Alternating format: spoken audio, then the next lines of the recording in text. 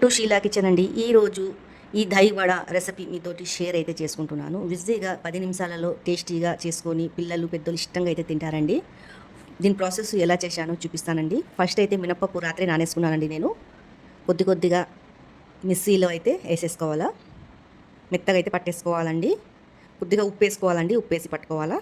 తర్వాత ఒక కడాయిలో నూనె వేసుకొని చిన్నగా ఇలా వడలు అయితే వేసేసుకోవాలా. చూడండి, ఇలా రంధ్రం పెట్టి చిన్నగా వడలు అయితే వేసేసుకోవాలండి. ఒక 2, 3 ఇలా వేసేసుకొని మంచిగా లోపల మంచిగా కుక్ అయ్యే వరకు కుక్ చేసుకోవాలండి. ఇవి మనం పెద్దగా కావాలంటే పెద్దగా వేసుకోవచ్చు, చిన్నగా కావాలంటే చిన్నవి కూడా వేసుకోవచ్చు. సైజుని బట్టి వేసేసుకోవచ్చు అండి. ఇలా నేనైతే ఇలా అయితే వేసేసుకుంటున్నాను. చూడండి, ఇలా ఉబ్బుతాయి, బాగా క్రిస్పీగా అయితే రావాలా. ఇవైతే పక్కకైతే తీసేసుకుంటున్నానండి. మరి ఇంకొక వాయి అయితే వేసేస్తున్నాను. చూడండి, మరొకసారి ఇలా అయితే 4 అయితే చిన్నగా వేసేసుకుంటున్నానండి. ఇవన్నీ మంచిగా డీప్ ఫ్రై లోపల కుకింగ్ అయ్యే వరకు పెట్టుకోవాలా. ఇలా చూడండి, మంచిగా కుక్ అయిపోతుంది లోపటంతా. ఎర్రగా కాల్చుకోవాలా. చూడండి, తర్వాత ఇవన్నీ మంచిగా బ్రౌన్ కలర్లో అయితే వచ్చేసినాక పక్కకైతే తీసేసుకోవాలా. ఒక 8, 9 చేసుకుంటే చాలండి. ఇలా మనకు ఎంత కావాలో అంత చేసుకోవచ్చు.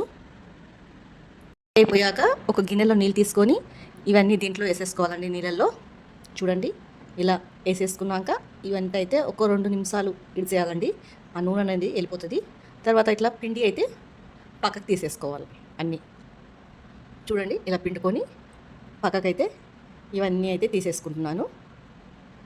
ఇక గట్టిగా అయితే ప్రెస్ చేయొద్దు, కొద్దిగా ప్రెస్ చేసి అయితే తీసేయాలా. చూడండి, ఇలా ఇవన్నీ అయితే ఇలా తీసేసుకున్నాక ఒక బౌల్లో పెరుగు, పుల్లటివి తీసుకోవద్దండి, తియ్యటి పెరుగు తీసుకోవాలా. తర్వాత దాంట్లో మనకు రుచికి సరిపోయేంత సాల్ట్ వేసుకోవాలా. వేసేసుకొని బాగా గరిటెతోటి ఇలా తిప్పుకోవాలండి. చూడండి, ఇలా మొత్తము మెత్తగా గ్రైండ్ లాగా అయిపోవాలండి ఇది.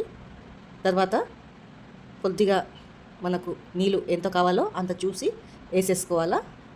దీనికి కొంచెం చిక్కగానే ఉండాలండి దహి వడకి.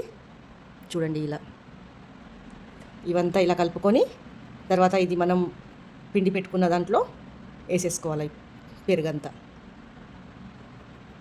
టేస్ట్ మాత్రం చాలా బాగుంటుందండి. తర్వాత ఇలా వేసేసుకున్నాక పైనుంచి మనకు జీలకర్ర పొడి అయితే వేసేసుకోవాలండి, ఒక చెంచాడు. తర్వాత మనకు టేస్ట్కి సరిపోయేంత కారం వేసేసుకోవాలా. కొత్తిమీర ఉంటే కొత్తిమీర కూడా వేసుకోవచ్చండి.